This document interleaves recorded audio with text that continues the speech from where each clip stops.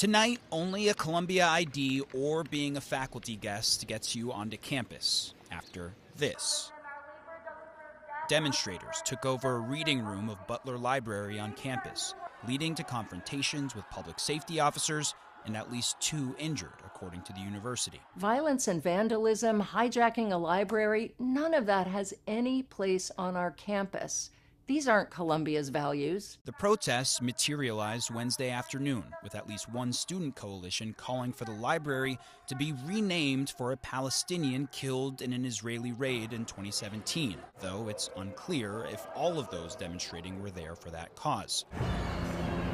This comes about a year after pro-Palestinian protesters at the university began a wave of demonstrations on campus, in large part for the university to divest from companies that have ties to Israel. In this case, the university ultimately called on the New York City police to help break up the demonstration. The students were told they simply needed to identify themselves and then leave, but most refused. According to the NYPD, 78 people who, quote, did not comply with verbal warnings by the NYPD to disperse were arrested and 2 others were issued summonses. It's unclear what charges those arrested may face. But it also comes under the increased microscope of the Trump administration. Secretary of State Marco Rubio posting in part, "We are reviewing the visa status of the trespassers and vandals who took over Columbia University's library." 2 international students at Columbia who were involved in previous protests, Mahmoud Khalil and Mohsen Madawi, were detained by immigration enforcement this year and threatened with deportation. The administration has also threatened to pull public funding at Columbia,